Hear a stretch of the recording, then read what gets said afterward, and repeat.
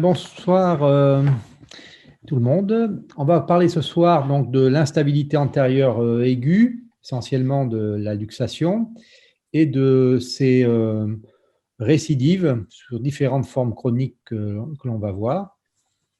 Avec tout d'abord quelques définitions. L'instabilité inaugurale, finalement, au niveau de l'épaule, elle se présente sous deux formes cliniques, soit la luxation, perte de contact permanente entre la tête humérale et la glène, qui nécessite une réduction, c'est-à-dire l'intervention d'un tiers pour remettre la tête en place, et la subluxation, qui est plutôt une sensation subjective du patient d'impression de déboîtement, que la tête est sortie, et généralement avec une réduction spontanée. Et puis l'instabilité chronique, c'est-à-dire que suite à cette instabilité inaugurale, que ce soit luxation ou subluxation, peuvent survenir soit une luxation récidivante, c'est la forme la plus facile à diagnostiquer avec des luxations à répétition, parfois de plus en plus nombreuses, fréquentes, pour des traumatismes de plus en plus bénins, c'est ce qu'on appelle l'adage de Tavernier, soit une subluxation récidivante, c'est-à-dire que là aussi le patient perçoit le déplacement antérieur de la tête humérale qui se remet en place, qui s'auto-réduit spontanément, ou parfois par le patient. Et une troisième forme qui est plus difficile à diagnostiquer, qui représente donc l'épaule douloureuse, où il n'y a pas de vraie sensation de déboîtement ou de déplacement, mais une douleur lors des mouvements d'armée du bras. Alors, quelques rappels tout d'abord sur le plan anatomique. Je rappelle que l'épaule, plus particulièrement la gléno-humérale, c'est une articulation qui a une congruence non naturelle, avec une grosse disparité en taille entre la glène, qui généralement est assez petite, c'est quelques, disons, 2 cm en moyenne, 2 cm et demi de diamètre antéro-postérieur, et puis la tête humérale beaucoup plus grosse, si bien qu'il y a une certaine, pas une incongruence, mais une congruence non naturelle. Pour stabiliser cette articulation, qui est l'articulation la plus mobile de l'organisme, il faut des moyens d'union très solides. Et tout d'abord, le bourrelet, la capsule articulaire et bien sûr les ligaments. Alors, le bourrelet, c'est un fibrocartilage qui fait le tour, que vous voyez ici en rouge sur cette slide, qui fait le tour donc de la glène, qui s'insère en périphérie de la glène, pas sur le cartilage, mais juste au bord du cartilage, et qui va avoir une liaison commune avec la longue portion du biceps en haut, mais qui présente aussi des renforcements que l'on va voir. Donc, cette capsule articulaire, elle est accolée au bourrelet et elle est renforcée par des ligaments gléno-huméraux qui sont en fait plus des épaississements intra-articulaires qui vont se tendre selon les différents degrés de mouvement au niveau de l'épaule et qui vont s'insérer donc sur le pourtour antérieur de la glène et au niveau de la base cartilagineuse de la tête humérale. Ces ligaments, je vais essayer de vous les représenter ici sur ce film. Voilà, donc ça c'est une arthroscopie d'une épaule normale, où on voit ici le ligament gléno-huméral supérieur qui va faire la poulie du biceps, le ligament gléno-huméral moyen, et à la partie basse, faisant un hamac à la partie antérieure. Globalement, si on considère que la glène est un écran, entre 3 heures et 7 heures, il y a un renforcement, un épaississement de la capsule qui est le ligament gléno-huméral inférieur. Contrairement aux autres articulations, ce sont des ligaments donc, que l'on voit très très bien en intra-articulaire. Ces ligaments, ils vont être recrutés au fur et à mesure de l'abduction de la gléno-humérale, c'est-à-dire que par exemple de 0 à 30 degrés ou 45 degrés, c'est essentiellement le ligament gléno-huméral supérieur qui se tend, puis au fur et à mesure de l'abduction, on va mettre en tension le ligament gléno-huméral moyen, et à partir de 90 degrés, c'est le ligament gléno-huméral inférieur qui est tendu jusqu'à 120 voire plus, et c'est lui qui va contrarier le déplacement de la tête vers l'avant.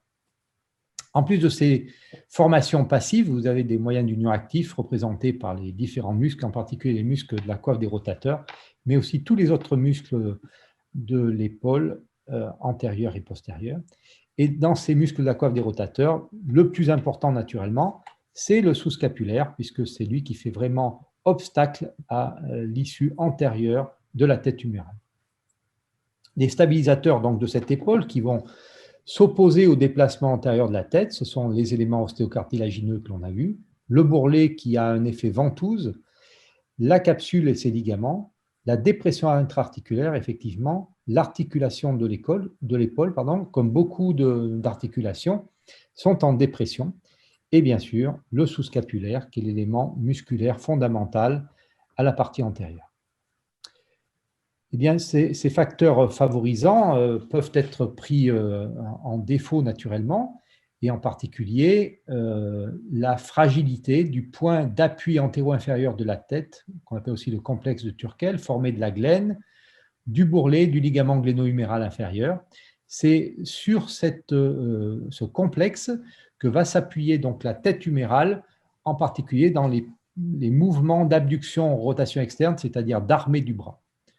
Et à partir de 90 degrés, donc 90 et au-delà d'abduction, eh bien, on n'a plus aucun obstacle musculaire à la partie antérieure de l'épaule. C'est-à-dire, par exemple, un handballeur qui va tirer, eh bien, s'il a plus de 90 degrés d'abduction, il n'aura plus que, face à sa tête, le complexe de Turkel. Même s'il a une très, très grosse musculature, il n'y a plus d'obstacle musculaire à la partie antérieure. Et puis, la détente articulaire de repos est aussi un maillon faible de cela, si on pense à cette grande mobilité qu'a l'épaule et aux violences de certains traumatismes en armée du bras.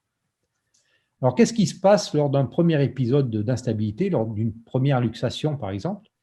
Eh bien, la tête va partir en avant, va désinsérer le bourrelet et créer la classique lésion de Bankart, on va y revenir, qui est une lésion soit avec un fragment osseux, soit simplement l'arrachement comme ici, de la capsule et du bourrelet. Et ça induit une disparition de la pression intra-articulaire. Ça va induire également une perte de la tâche du ligament gléno-huméral inférieur. Qu'est-ce qui va donc faciliter les récidives de cela? Bien, c'est la déstabilisation biomécanique avec la destruction de ce point d'appui inférieur sur lequel porte la tête humérale en abduction-rotation externe. Le bourrelet, lui, cicatrise extrêmement mal. Souvent, il cicatrise, mais pas en bonne position. Il est en dehors de la périphérie du cartilage. Et puis surtout, comme je vous l'ai dit tout à l'heure, au-delà de 90 degrés, il n'y a plus rien qui s'oppose à la sortie de la tête humérale. Il n'y a plus d'obstacle musculaire. Et étant donné qu'il y a une déstabilisation du point d'appui antéro-inférieur, bien, tout est fait pour que la luxation ou la subluxation se produise facilement. Donc l'instabilité antérieure, c'est assez important, ne se fait qu'en abduction, rotation externe, en armée du bras. Et quand on interroge les patients, eh bien souvent, ils ont le bras en rétropulsion, c'est-à-dire que la main est positionnée en arrière, et quelqu'un qui se luxe l'épaule avec la main en avant, c'est une luxation postérieure et non pas une luxation antérieure. Sur cette image, on voit très bien qu'à 120 degrés, par exemple, d'abduction, il n'y a plus aucun obstacle en dehors du complexe de Turkel, plus aucun obstacle à la sortie de la tête. Les lésions anatomopathologiques que l'on constate, elles sont assez constantes, on les connaît bien. C'est la lésion du bourrelet, donc de l'abrome, la lésion du ligament gléno-huméral inférieur, et on avait décrit dans ces luxations multi-récidivées la lésion de Broca-Hartmann, qui est en fait un décollement capsulopériosté, c'est-à-dire qu'après que le bourrelet ait été arraché, on va avoir une désinsertion qui peut se prolonger en allant sur la partie antérieure de l'omoplate. Et puis on peut voir dans un certain nombre de cas des lésions associées, mais qui ne sont pas obligatoires, comme la fracture du rebord antéro-inférieur de la glène, l'encoche céphalique, qui est la pénétration dans la tête humérale spongieuse du coin antéro-inférieur de la glène, qui explique donc la lésion de Malgaigne. Cette encoche céphalique peut conduire aussi à des fractures du trochiter.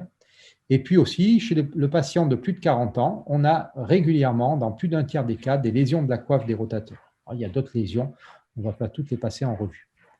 Donc ces instabilités, elles sont, ici on va parler que des luxations et des instabilités antérieures, qui sont les lésions de loin les plus fréquentes, 99% des cas. Elles peuvent être aiguës, elles peuvent être récidivantes, Mais il faut savoir aussi qu'elles sont le plus souvent traumatiques, mais aussi atraumatiques et involontaires, en particulier dans les formes sur hyperlaxité constitutionnelle. On peut appeler ça aussi parfois des hyperlaxités multidirectionnelles. Il peut y avoir des causes congénitales par dysplasie, il peut y avoir aussi des lésions neuromusculaires qui favorisent ces instabilités. Je passe la parole à Gilles Chawat qui va nous parler de l'instabilité antérieure aiguë. Merci Gilbert pour tous ces rappels indispensables pour comprendre de quoi on parle, et notamment les définitions qui sont très importantes, parce que sans les définitions, on ne parle pas le même langage, donc on ne peut pas se comprendre, et notamment les définitions de luxation, d'instabilité, de subluxation. Bon, nous allons voir dans un premier temps toute la symptomatologie aiguë que l'on peut éventuellement résumer sous la forme d'une instabilité antérieure. Le premier épisode est parfaitement identifiable et généralement prend trois formes. La première forme, c'est la luxation, et le diagnostic est très simple. Il est visuel, on va voir. Il y a également la subluxation, qui est une impression de déplacement de l'épaule. Le patient le dit parfaitement bien, qu'il a une sensation d'insécurité dans son épaule, mais aussi, et ça c'est un diagnostic très difficile à faire parce qu'il passe souvent inaperçu, c'est la douleur de l'épaule que l'on reproduit à l'armée du bras, et il faut savoir reproduire cette douleur à l'armée du bras. Le diagnostic clinique est simple, il repose sur des signes fonctionnels, et ça c'est incontestable, c'est la douleur majeure aiguë, une impotence fonctionnelle totale, quasi totale, et on demande aux patients éventuellement les mécanismes de luxation. Et comme Gilbert l'a précisé en préambule, c'est souvent un mécanisme épaule en rétropulsion, c'est-à-dire que le bras est en arrière, une chute sur l'épaule en rétropulsion, souvent en rotation externe, comme sur l'image, mais également, il peut y avoir aussi des traumatismes chez les sportifs, et notamment des traumatismes lors d'un armé du bras contre-résistance, un smash contré par exemple. Chez l'enfant, c'est rare, bien que j'ai eu un cas tout récent, après une quinzaine, une vingtaine d'années de chirurgie de l'épaule, un enfant de 12 ans qui présente une réelle instabilité antérieure de l'épaule. Enfin, c'est juste exceptionnel. L'inspection est simple de la luxation. Bon, la tête de l'humérus est en avant. Il y a une vacuité sous-acromiale, ce qui donne l'impression que l'acromion est quasiment carré, ce qu'on appelle l'épaulette. C'est assez caractéristique. Et le bras est en abduction, rotation externe ou rotation neutre. Le diagnostic clinique à l'inspection est très simple. La palpation, eh bien, c'est ce que je disais, c'est-à-dire qu'il y a une vacuité de la glène et une impossibilité à l'adduction. Quand on prend l'avant-bras ou le bras, on mobilise, on sent très bien que l'épaule, que la tête de l'humérus bouge. Et il est indispensable de faire un premier point vasculo-nerveux, notamment le circonflexe, c'est-à-dire on va palper toute la zone du moyen de l'épaule. On va rechercher les pouls périphériques et on va éventuellement tester le biceps. Tout ça pour aller rechercher des lésions vasculo-nerveuses. Le diagnostic radiologique est indispensable. On fait toujours une radio avant de faire quoi que ce soit quand on a fait le diagnostic clinique d'une luxation. On demande une radio de face et de profil. La radio de face montre une tête qui est donc qui n'est plus en face de la glène. Elle se projette en avant et en dessous. Et puis, la radio de face va aussi nous être utile pour faire les diagnostics de lésions associées, notamment les fractures. Le profil va nous servir de faire le diagnostic antérieur ou postérieur, mais comme on ne s'occupe que des luxations antérieures aujourd'hui, par rapport à la l'apophyse paracoïde. Si la tête est sous l'apophyse thoracoïde, c'est bien une luxation antérieure.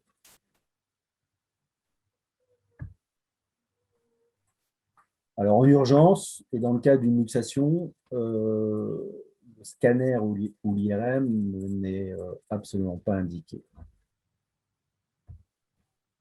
Les complications précoces, c'est comme je viens de le dire, c'est-à-dire qu'il faut palper les pouls périphériques à la recherche d'une compression vasculaire, notamment le paquet axillaire, mais aussi rechercher une lésion du circonflexe ou du nerf axillaire par la sensibilité du moyen de l'épaule.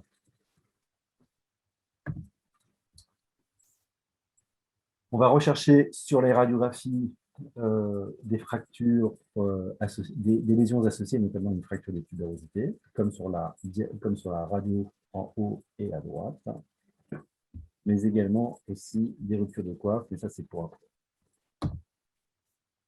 L'ouverture cutanée, c'est juste exceptionnel, moi je crois que j'en ai jamais vu. L'incoercibilité, c'est un terme barbare qui veut dire simplement qu'on essaye de réduire l'épaule, mais hop, elle repart immédiatement. C'est souvent dû à une fracture de la glène. Et l'irréductibilité, impossibilité de réduire l'épaule, c'est lié dans la grande majorité des cas à une interposition de la longue portion du biceps. Le traitement se fait en urgence et consiste bien sûr à remettre l'épaule en place. Quand je dis urgence, ce n'est pas le surlendemain, hein, c'est vraiment dans les 4-6 heures qui suivent le traumatisme de remettre. C'est tellement inconfortable et douloureux qu'il vaut mieux ne pas trop attendre pour remettre l'épaule en place. Les méthodes de réduction aux urgences. Alors, il y a une méthode qui est de réduction progressive, qui consiste, comme sur les diapositives, de faire une traction dans l'axe, puis une petite rotation, puis ensuite une adduction et une rotation interne. Ça, c'est la manœuvre sans anesthésie. Mais également, il y a une autre possibilité, c'est de mettre le patient sur le deux côtés par rapport à la chaise, le bras avec le dos de la chaise sous l'aisselle, jusqu'à on le laisse se détendre et on peut constater une réduction spontanée par ce système-là. Bien sûr, si on n'y arrive pas, c'est au bloc opératoire sous anesthésie générale qui permet de réduire assez facilement l'épaule et on fait bien sûr un test de stabilité. On fait bien sûr toujours une radio post-réduction. La radio de gauche est une radio épaule luxée, la radio de droite est une épaule réduite. Après la réduction, on va immobiliser par une attelle. Les durées d'immobilisation préconisées, c'est 3 semaines. Hein, puis ensuite, on fait de la rééducation. Bon, ça peut être un peu modelé, mais c'est le golf standard. Ensuite, on va s'attacher à s'occuper des lésions dites associées. Et la première lésion qui peut être associée à une luxation, c'est la fracture du trochiter, comme peut le montrer la radio de droite.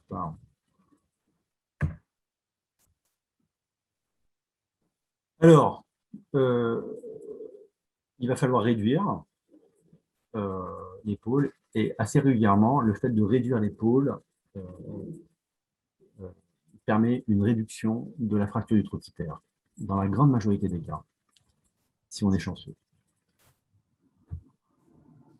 Voici un exemple d'une fracture, d'une luxation, avec une fracture du trochiter, plurifragmentaire, et à droite, la réduction, qui est tout à fait satisfaisante. Donc, à partir du moment où on a fait le diagnostic de réduction de l'épaule et de la fracture, et que la réduction est bonne, il faut bien sûr immobiliser. Alors là, l'immobilisation, effectivement, elle ne peut pas se faire en rotation interne. Pourquoi?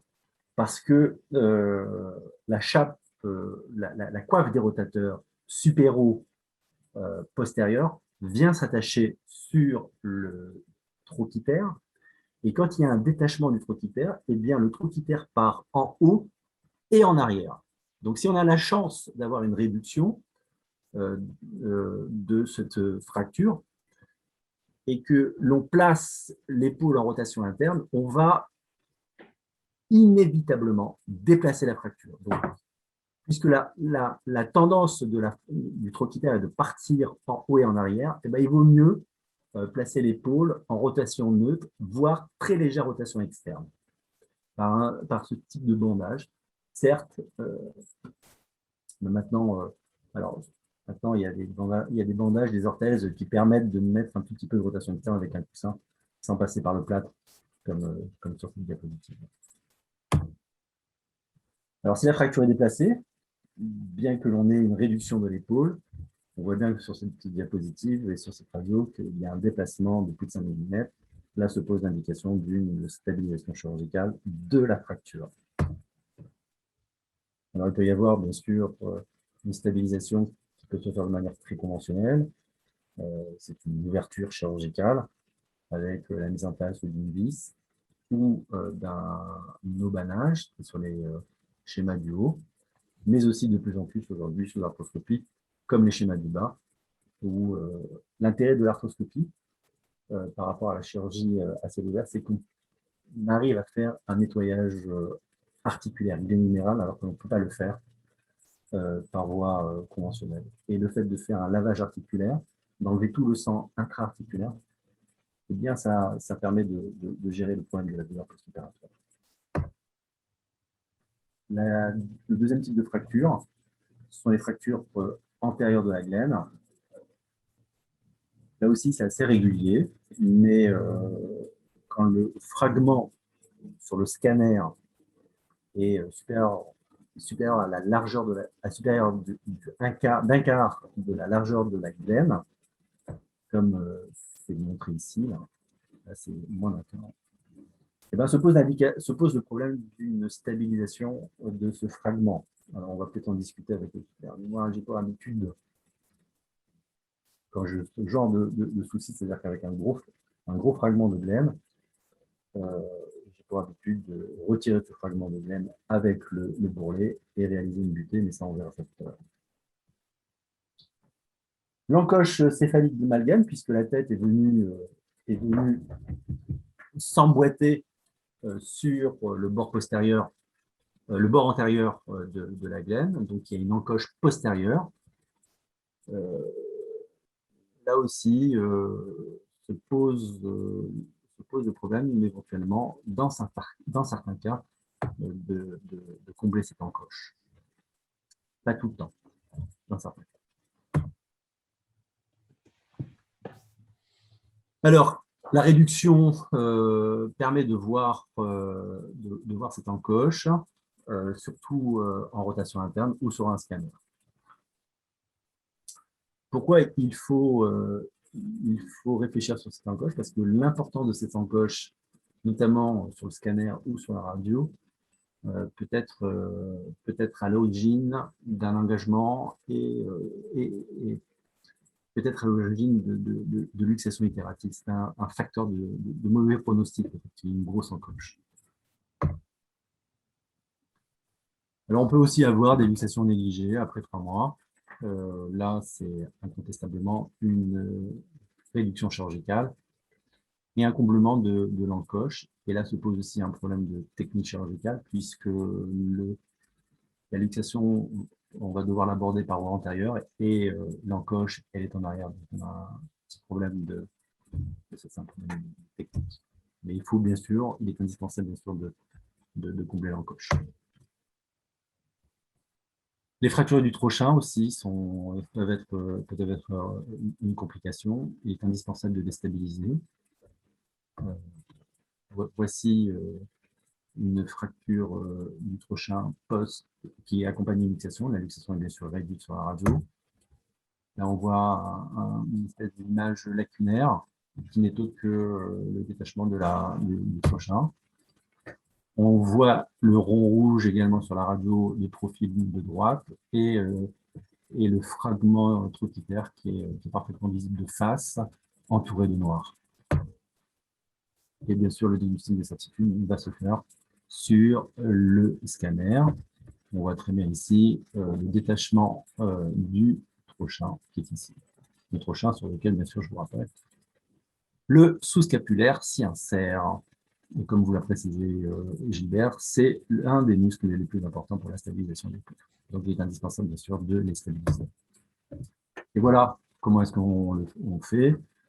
Alors, soit à ciel ouvert, comme pour le trochitaire, avec une vis, soit sous arthroscopie également.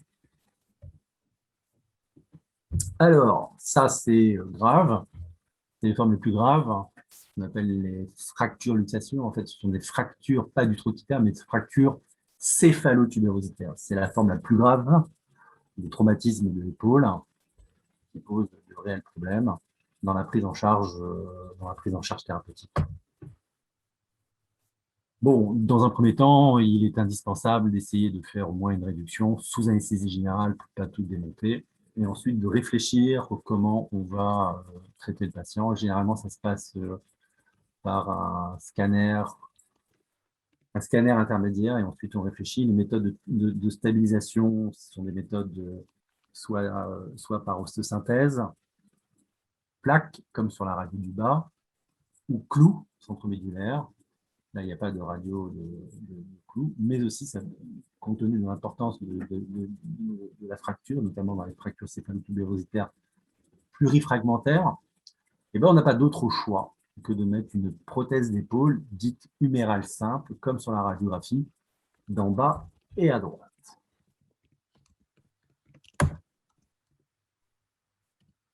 Alors, l'incidence de l'instabilité après une première luxation, il y a des facteurs de récidive, hein, comme on a pu les voir. La durée d'immobilisation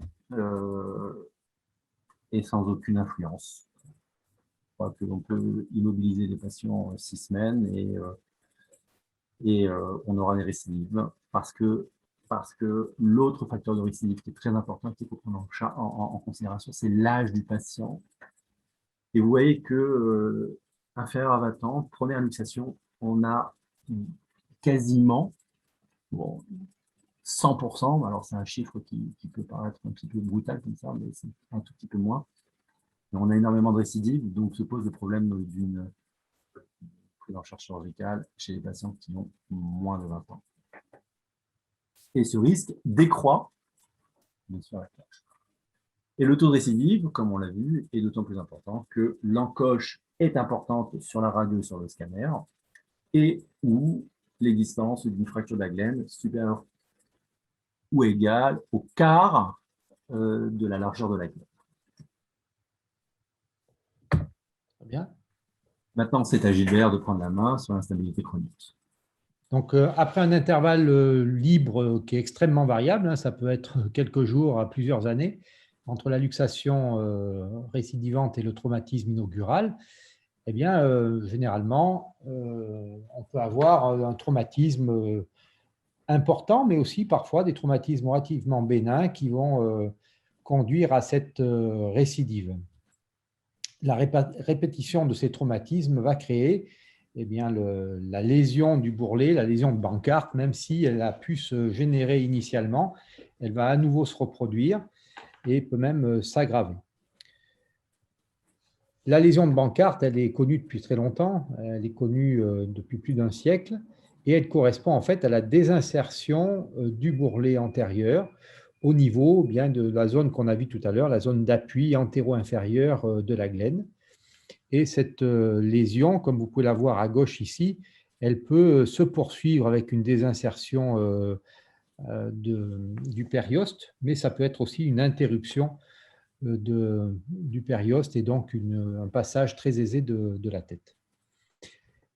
Il existe aussi, en plus de la lésion osseuse, de la lésion de Bankart, qui est une lésion donc, du bourrelet, des lésions osseuses de passage, c'est-à-dire qu'à chaque fois que la tête va passer ou accrocher le rebord antérieur de la glène, elle va induire une aggravation de l'encoche de Malgaigne, ça s'appelle Hill-Sachs chez les anglo-saxons, et parfois il peut y avoir aussi soit une fracture, soit une abrasion de la glène, c'est ce qu'on appelle aussi le Boni Bankart. Alors il ne faut pas oublier que là on n'a parlé que des lésions au niveau de la glène, mais cette lésion peut se faire du côté opposé de l'insertion glénoïdienne, c'est-à-dire au niveau huméral. On peut avoir des lésions de désinsertion humérale, Hagel lésion, qui sont de diagnostic pas aisés si on n'a pas fait un arthroscanner. Donc l'arthroscanner, lorsqu'il est réalisé dans le cadre du bilan, il faut bien songer à regarder, en absence de lésion au niveau de la partie glénoïdienne, l'absence de lésion humérale. Alors sur le plan du diagnostic clinique, l'instabilité chronique, on peut la diagnostiquer déjà en interrogeant le patient. Il va nous raconter une histoire traumatique de son épaule. Est-ce qu'il y a eu des subluxations, des luxations, comment ça a été réduit, quels étaient les mécanismes de ces différentes instabilités, quels sont les sports pratiqués, est-ce que ce sont des sports qui induisent des microtraumatismes, notamment en armée du bras, ou est-ce qu'il y a eu des gestes répétés en armée, comme pour un volleyeur par exemple? Quelles sont ses plaintes? Est-ce qu'il s'agit simplement de douleur? Est-ce qu'il a une appréhension? C'est-à-dire qu'est-ce qu'il ne fait plus du tout d'armée du bras? Est-ce qu'il a une impression de dévêtement? Est-ce qu'il a fait des autoréductions? Ou est-ce qu'alors c'est une histoire beaucoup plus simple et facile de luxation récidivante? Donc l'interrogatoire va vous permettre déjà de vous orienter assez bien dans le type clinique de l'instabilité. Les amplitudes sont quasiment toujours conservées, sauf juste au décours d'un nouvel épisode d'instabilité. Et puis, en termes de diagnostic, on peut rechercher par des tests d'instabilité le signe de l'appréhension, je vais vous décrire ça, le test de recentrage, très intéressant en particulier pour l'épaule douloureuse, ou un test d'appréhension inférieure. Est-ce qu'il y a une laxité? Est-ce qu'il y a une hyperlaxité constitutionnelle? Alors, les tests d'appréhension, bien tout le monde connaît l'appréhension en armée du bras, c'est-à-dire qu'on reproduit chez le patient l'armée, et lorsque l'instabilité est vraiment importante, eh bien, le patient refuse de se mettre en armée du bras et va empêcher donc ce mouvement-là. Le test de recentrage, relocation test et fulcrum test, c'est un test intéressant, non pas dans les luxations récidivantes, mais dans les subluxations et aussi dans l'épaule douloureuse et instable. Il s'agit de mettre le bras, vous voyez, en porte-à-faux sur le rebord de la table, c'est la diapositive du milieu. On fait donc de l'abduction, mais aussi de la rotation externe, et là, le patient va vous décrire la douleur ou la sensation imminente de déboîtement de son épaule. Ça, c'est ce qu'on appelle le fulcrum test, c'est-à-dire c'est une sensibilisation de la position d'armée du bras. Et lorsqu'il est dans cette position-là, eh bien, la main va pousser le bras vers l'arrière et cette sensation, soit douloureuse, soit d'instabilité, disparaît immédiatement. Et si l'on enlève la main qui a poussé le bras vers l'arrière, c'est-à-dire si on laisse revenir la tête vers l'avant, eh bien, le patient a à nouveau la douleur. Donc, c'est un test qui est très fiable. Il faut essayer de le faire. Vous verrez, vous allez retrouver chez ce patient ce signe d'instabilité. Ensuite, il y a un autre test qui est le test d'appréhension inférieure, qui est la poussée de la tête vers le bras en abduction. Et comme vous montre le petit dessin en bas, s'il y a un arrachement de la capsule et du bourrelet, forcément la tête va vers le bas, elle n'est retenue par plus rien, et donc le patient a cette sensation désagréable d'instabilité inférieure. En ce qui concerne les tests de laxité, il faut savoir qu'il existe, même sur une épaule normale, une laxité. Il faut bien faire la différence entre l'instabilité, qui est un signe fonctionnel subjectif, et les tests de laxité, qui est un signe d'examen clinique. Ce n'est pas le patient qui sent la laxité, c'est l'examinateur qui va retrouver la laxité. Et ce test de tiroir, qui avait très bien été décrit par Rodino, consiste, voyez, à bien faire relâcher l'épaule du patient, et on exerce un tiroir antéro-postérieur avec les mains. Il existe toujours une laxité postérieure, parfois antérieure, et c'est un test qui a peu d'importance, contrairement au genou au niveau de l'épaule. Par contre, ce qui est fondamental à rechercher, en particulier dans l'objectif d'un traitement chirurgical, c'est est-ce que ce patient présente une hyperlaxité constitutionnelle? Alors, le sulcus test peut être un signe d'hyperlaxité. Ça correspond en fait à l'apparition d'un sillon entre l'acromion et le sommet de la tête humérale, qui traduit donc une laxité inférieure de la capsule, mais qui peut être aussi une laxité pathologique, si la capsule est déchirée en bas. Quant à l'hyperlaxité constitutionnelle, eh bien, en fait, c'est une anomalie biologique, c'est-à-dire qu'il y a une concentration de fibres élastiques et d'élastine dans les tissus, en particulier capsulo-ligamentaires, bien plus important que chez un sujet normal. Et donc, le patient a, en particulier au niveau de l'épaule, une rotation externe et notamment coude au corps qui est supérieure à 85 degrés. On peut retrouver cette rotation externe en position dite RE2 ici, ou RE3. Et puis, bien sûr, le test du pouce, le pouce qui vient toucher l'avant-bras, ou encore le test de Gagé, qui est le test d'instabilité inférieure, où là, on a une augmentation très importante de l'abduction telle que c'est présenté sur ce schéma.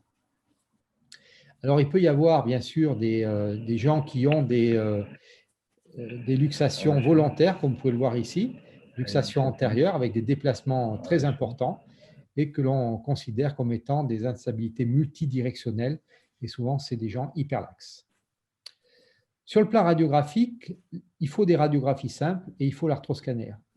La radiographie simple va montrer l'encoche de Malgaigne de face et la lésion éventuellement de passage sur la glène, sur le profil de Bernageau. Et l'arthroscanner, lui, va vous montrer aussi ces lésions de passage, beaucoup plus objectivement. Même on peut quantifier ces lésions osseuses. Va montrer le décollement capsulo-périosté. Je vais vous montrer ça sur quelques images. Donc la vraie lésion de Bankart, l'arrachement du bourrelet. Peut montrer des lésions associées de la coiffe des rotateurs et aussi l'importance de la perte osseuse sur la glène. Vous voyez ici, on en a déjà parlé des fractures de glène. Vous avez ici l'encoche de Malgaigne, qu'on peut mesurer et objectiver. Vous avez ici la lésion de Bankart. Vous avez le bourrelet que l'on retrouve détaché. Et la lésion de Bankart, en fait, sur l'arthroscanner, on la définit comme lorsque le produit de contraste vient au contact de l'os. Voilà, ça, c'est la vraie définition radiologique, ce qui traduit qu'il n'y a plus du tout ni de cartilage, ni de bourrelet au niveau de l'os. Et puis, vous voyez qu'on peut calculer la perte de substance osseuse sur des scanners, soit en 2D, soit en 3D.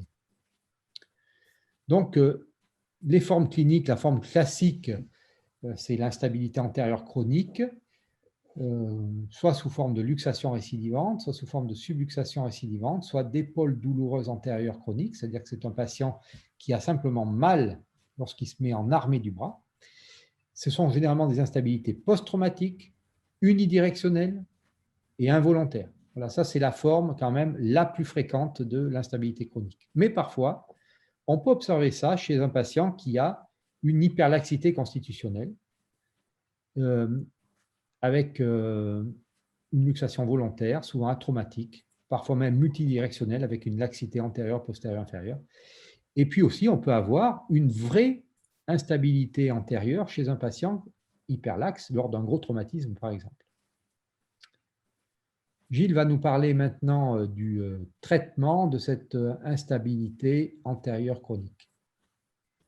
À partir du moment où on a fait le diagnostic d'instabilité antérieure de l'épaule, la seule possibilité de stabiliser l'épaule reste chirurgicale. Et nous avons à notre disposition différents types de traitements chirurgicaux. Le premier, ça s'appelle le Bankart conventionnel. Le Bankart conventionnel, le principe est d'aller recoller le bourrelet glénoïdien décollé de manière conventionnelle avec une ouverture antérieure, comme sur ces diapositives. L'incision est située en avant, donc une incision pectorale, et on vient appliquer par différents moyens, des encres, des vis même, le complexe capsulo-glénoïdien. Je crois que cette technique, le Bankart conventionnel, a quasiment disparu. depuis quelques temps, je crois. C'est plus une technique à la mode. La technique à la mode, qui a eu un essor explosif dans les années 2000, c'est le bancart arthroscopique. Et ça a été sous l'égide de chirurgiens arthroscopiques qui nous permis de réaliser une intervention à ciel ouvert par 3 mini-incisions par arthroscopie. Le principe reste forcément identique.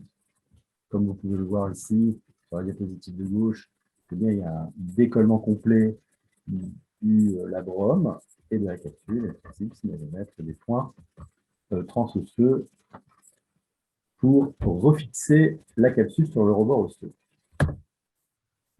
Alors, je vais essayer de vous montrer cette vidéo qui est très sympa à comprendre. Alors, voilà le principe par cette vidéo. Le complexe capsulaire et avec le bourrelet glénusien est décollé. Donc, avec des instruments dits arthroscopiques, des queues de cochon, etc., on vient passer des fils à travers ce bourrelet glénusien. On va récupérer ces fils par une autre voie d'abord arthroscopique, qui permet de passer. Ces fils vont être sertis sur des encres. Et ensuite, il ne reste plus que faire le nœud sur l'encre pour serrer le bourrelet glénusien. Alors voilà. Donc on vient planter l'encre,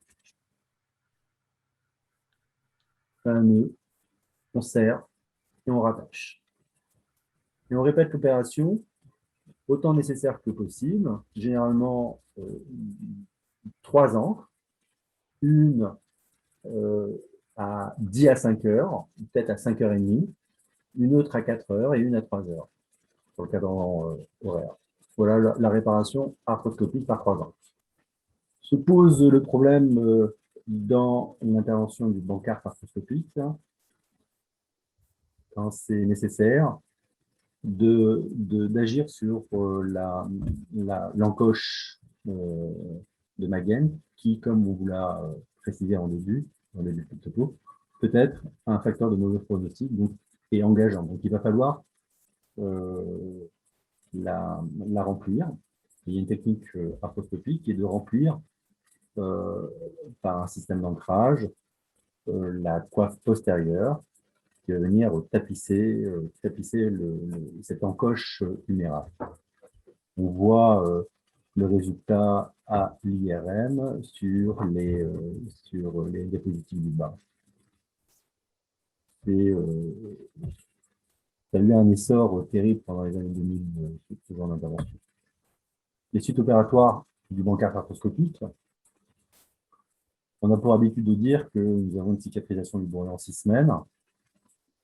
La mobilisation en kinésithérapie se fait de manière immédiate, avec laquelle au moins les 3 premières semaines. Tout est autorisé, sauf l'armée du bras, qui est, comme on l'a déjà précisé, et le mouvement luxant pendant au moins 45 jours. On aime bien mettre les patients en piscine pour de la brasse, dès la cicatrisation de la peau en une quinzaine de jours. Généralement, le sport à l'armée et les sports de contact, c'est vraiment post-opératoire. La deuxième technique, que vous devez tous connaître, s'appelle la butée coracoïdienne ou l'intervention de Latarjet. C'est incontestablement aujourd'hui le gold standard. Le principe, comme vous pouvez le voir sur ces diapositives, sur cette image centrale, d'aller positionner la coracoïde sur le bord antérieur de la glène. Voilà à peu près Alors, c'est une diapositive pour rendre hommage aux initiateurs et aux pionniers de ce type d'intervention, M. Latarjet et M. Pat. Donc, on voit très bien l'effet d'abord de la butée osseuse sur le bord antérieur de la glène, mais aussi l'effet hamac du coracobiceps qui est attaché, qui est inséré au bord inférieur de la glène, qui sert de hamac, de stabilisateur pour l'épaule en abduction contrariée, en abduction complète. On voit très bien ici que le coracobiceps sert de barrière, de barrière à l'instabilité, à la luxation. On appelle cette intervention le triple verrouillage. Pourquoi? Parce qu'il y a un verrouillage ici osseux, un verrouillage musculaire, tendino-musculaire par le coracobiceps, et un verrouillage capsulaire.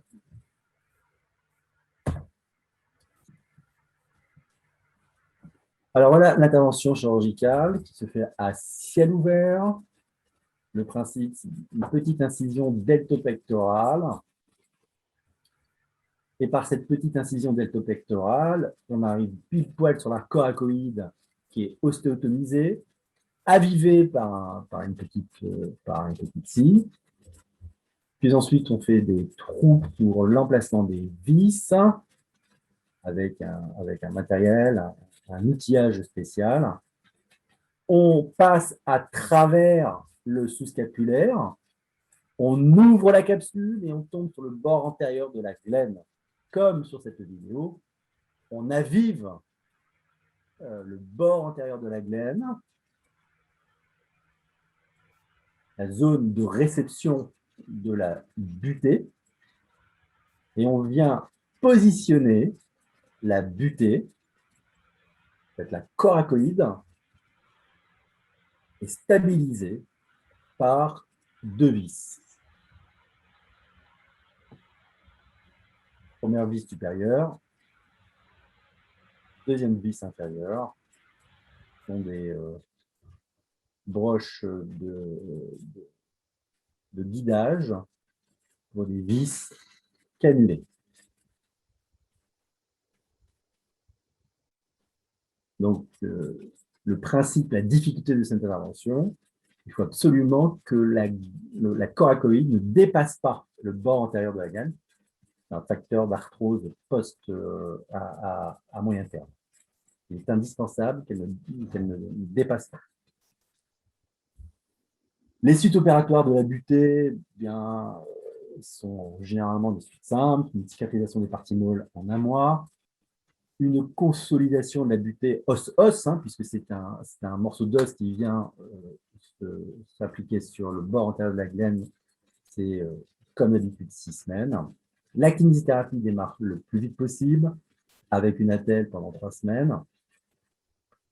Pour l'intervention de la butée, comme pour le bancarte, l'armée du bras est interdite pendant 45 jours.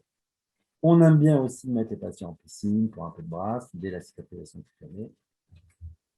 On peut décemment leur autoriser la course à pied dès le premier mois post-opératoire.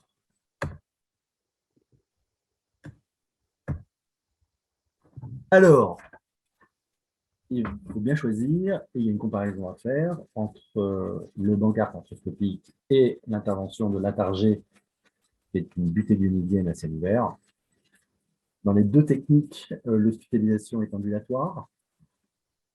Incontestablement, l'arthroscopie permet de faire un diagnostic très, très précis des lésions intra-articulaires qu'on ne peut pas faire à ciel ouvert, parce que tout simplement l'incision est petite et c'est souvent on travaille dans un puits.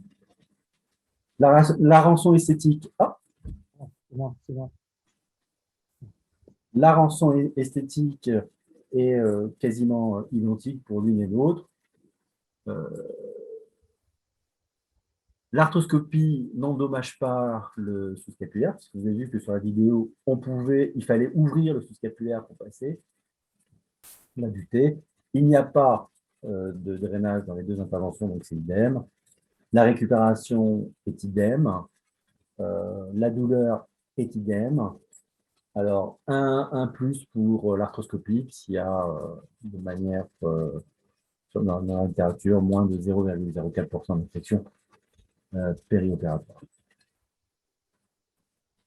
Bancarte arthroscopique Latarjet, résultats et inconvénients. Aujourd'hui, le bancarte arthroscopique a une mauvaise presse parce que un taux de récidive qui est supérieur à celui du Latarjet, puisque le taux de récidive du bancarte arthroscopique est aux alentours de 20%, et celui de Latarjet est 2%. Malgré l'amélioration des matériaux et techniques, je vous dis qu'il y a eu une espèce de boom dans les années 2000 pour le bancarte arthroscopique. On en a fait plein, et on s'est aperçu qu'il y avait quand même quelques problèmes, notamment de récidive. Alors, certains se sont intéressés pour avoir des facteurs prédictifs à cette récidive, notamment Pascal Boileau, qui a mis au point ce qu'il a appelé le score ISIS, avec l'âge, le niveau du sport, le type du sport, l'hyperlaxité, oui ou non, l'encoche, oui ou non, l'érosion dénoïdienne, oui ou non. Qui permet éventuellement de choisir les patients plus pour un bancarte arthroscopique ou une butée dénoïdienne d'une manière conventionnelle. C'est toi qui as la main, je crois, Gilbert. Voici le score ISIS, qui donne un certain nombre de points par patient. Et en fonction du nombre de points, on choisit ou pas une intervention du bancarte arthroscopique. Maintenant, l'avenir, c'est incontestablement la butée arthroscopique, et Gilbert va vous en parler. Et donc, dans la lancée de l'arthroscopie pour le bancarte, l'échec relatif de cette intervention de bancarte arthroscopique et le succès de la butée, eh bien, les chirurgiens de l'épaule se sont lancés sur la butée arthroscopique avec deux ténors chez nous, qui sont Laurent Lafosse et Pascal Boileau. Mais en fait, c'est pas à mettre entre toutes les mains, juste cette image pour vous montrer la proximité avec le plexus et avec le pédicule vasculaire qui a bien sûr été lésé chez quelques patients dans des mains pas très expertes. Si bien que cette technique aujourd'hui est encore, on dira, seulement utilisée par certains chirurgiens. Donc effectivement, Pascal Boileau a été le premier à faire la butée arthroscopique, puisqu'il il avait créé la butée par tunnel borgne au bord antéro-inférieur de la glène. Moi, j'en ai entendu parler. Il avait présenté une série de 40 cas en 2000 déjà. Et puis ensuite, il est passé à la technique plus classique en 2005. Ce sont des techniques, comme vous pouvez le voir ici, qui consistent, comme une butée à ciel ouvert, à appliquer, comme vous pouvez le voir sur l'image en bas ici à droite, grâce à des ancillaires, du matériel spécifique, appliquer la butée qui a été préparée sur la glène, qui est, cette butée est fixée par des endoboutons, c'est-à-dire qu'il y a un fil qui traverse la glène, et c'est un peu comme des boutons de chemise. On applique, on écrase la butée sur l'avivement osseux qui a été réalisé. Et Pascal Boileau, depuis quelques années, couple cela à un bancarte également arthroscopique. Vous avez ici l'image de la butée consolidée. C'est une butée qui met quand même un peu plus de temps à se consolider, environ 3 mois. Donc, il faut savoir attendre dans ce cadre-là. Laurent Lafosse, lui, à Annecy, qui fait également que de la chirurgie de l'épaule, a développé depuis 2003 une technique bien rodée qui consiste à appliquer, pareil, la butée fixée par 2 vis cannulées, mais vous voyez, avec de très nombreuses incisions. Donc, c'est bien qu'il n'y a peut-être pas vraiment d'avantage en termes d'esthétisme par rapport à une incision unique d'une butée classique à ciel ouvert, comme on a pu le voir tout à l'heure. Alors, la rançon esthétique, elle est là. Hein. Il y a une courbe d'apprentissage extrêmement longue. Il faut passer au laboratoire avant de se lancer. Il faut aller voir les gens qui ont l'habitude d'en faire. Alors nous, à Tournant-en-Brie, on ne s'y est pas encore mis. Ça va venir, ça va venir, dans des cas bien choisis. Et un symposium de la SFA en 2016 qui comparait la butée à ciel ouvert et la butée arthroscopique n'a pas montré vraiment de supériorité de la technique arthroscopique. Certes, il y a peut-être moins de douleur en post-opératoire, puisqu'effectivement, comme toutes les techniques arthroscopiques, on n'ouvre pas vraiment, donc c'est moins douloureux. Mais le résultat fonctionnel est à peu près identique à 1 an. Par contre, c'est beaucoup moins facile de positionner la butée qu'à ciel ouvert. Et puis, surtout, comme je vous l'ai dit, il y a eu quelques complications vasculo-nerveuses qui ont été décrites dans la littérature et qui sont parfois dramatiques. Donc, est-ce que c'est l'avenir, la butée arthroscopique? Eh bien, les études futures nous le diront. On ne peut pas vous le préciser pour l'instant. Alors, quelles sont les indications actuelles? Eh bien, de toute façon, une instabilité, surtout chez un sujet jeune, doit être traitée chirurgicalement. Il faut bien se rappeler qu'une luxation, lorsqu'elle se produit, va entraîner des lésions chondrales. Et on sait très bien qu'à long terme, une instabilité récidivante sous forme de luxation récidivante, c'est source d'arthrose précoce chez les patients.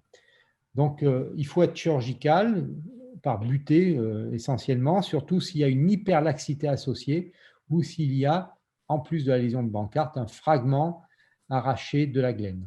On sait que ça donne de bons résultats dans ce cadre-là. Le Bankart, il est toujours possible pour ceux qui veulent le faire, mais ça doit être réservé uniquement aux scores d'ISIS 1 ou 2. Il a été prouvé que les scores au-delà de 2 donnaient un taux d'échec beaucoup plus important que les 5% ici. Ça peut monter à 20-25%. Et donc, il ne faut pas qu'il y ait de lésions osseuses.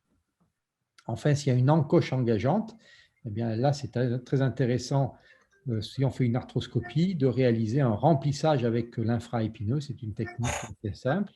Et si on ne fait pas de lésion de traitement arthroscopique, eh bien, la butée va résoudre ce problème en agrandissant la glène et en rendant l'encoche non engageante.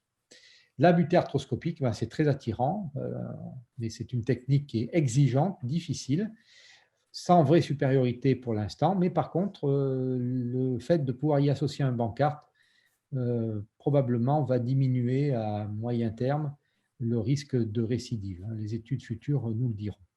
Donc, en conclusion, il faut que vous reteniez qu'il y a 3 formes cliniques dans ces instabilités. La luxation, alors ça c'est facile. La subluxation, voilà, c'est le patient qui ressent ce déplacement. Les douleurs, ça c'est compliqué. C'est l'armée du bras douloureux. Il faut toujours faire un bilan radio, que ce soit en aigu ou en chronique, avec des radios simples et un arthroscanner, et on va rechercher les lésions osseuses de passage, parfois des complications. La récidive est extrêmement fréquente, si ce n'est 100%, dans beaucoup de séries, c'est supérieur à 90%, lorsque le premier épisode se produit avant 20 ans. Et rappelez-vous, ces récidives sont arthrogènes, donc il faut pousser le patient vers l'intervention chirurgicale précoce. Le traitement, vous l'avez vu, c'est chirurgical par butée, par Bankart, ou encore butée arthroscopique, même bien qu'elle n'ait pas fait la preuve de la supériorité. Mais si on fait une butée, cette butée, nous, chirurgiens, il faut qu'on s'applique dans la réalisation de ces butées avec un avivement rigoureux de la glène, avec un positionnement sous-équatorial, c'est-à-dire au-dessous du milieu de la glène, affleurante, il ne faut absolument pas que ça dépasse la glène, parce que sinon, on est arthrogène. Et puis mettre la butée en compression pour être sûr qu'il n'y ait pas de pseudarthrose de cette butée, voire de lyse de la butée. Voilà, je vous remercie de votre attention. On vous présente ici l'équipe du COTEST de Tournan-en-Brie. On est 8 plus 2 absents sur cette photo, donc 10 au total.